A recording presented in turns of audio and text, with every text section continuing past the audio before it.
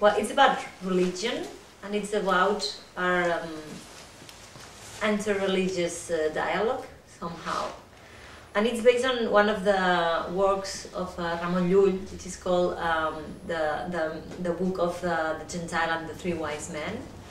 And it's a book where three wise men from the three monotheist religions meet, and they dialogue about their own beliefs, and they meet a Gentile who is someone who hasn't got any faith, and they explain them about their different religions they have, the way how these religions work, and he has to decide which one he likes the better.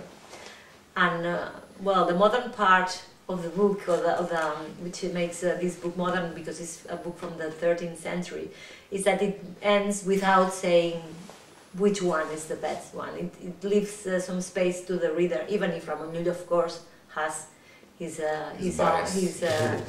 own objective, but it leaves the dialogue and like that open to say, okay, we don't know which religion the Gentile chooses.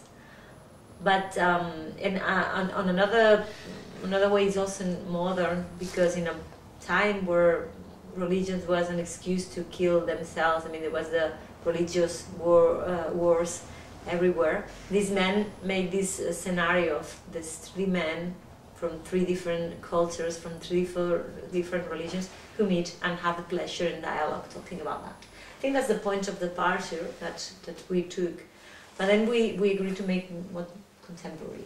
Yeah, then I think we tried to find a way to find a contemporary context, to adapt, if you like, not to retell exactly this story, but to find a modern situation in which we could explore the same themes of intercultural dialogue, of intercultural or interreligious conflict.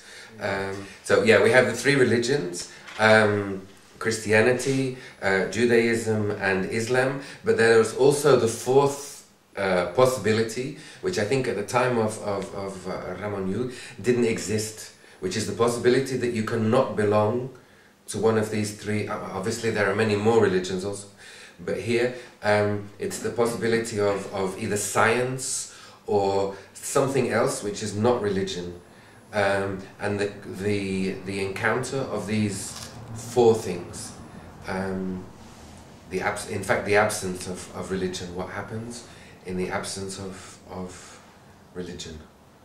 Yeah, and then when we try to find a dramatic situation in order to develop all these things. So, as the book is a theology book, and it's of course the aim is not the book is not a theatre play. So, if we wanted to make the people to get into this journey that Ramon Llull proposes us to think about spirituality, a good way was to say, okay, let's try to find out who these three wise men could be in our contemporary world. And then we found that they wouldn't necessarily be three religious men, but maybe three scientists, as science has taken the place of religion in many aspects of our lives.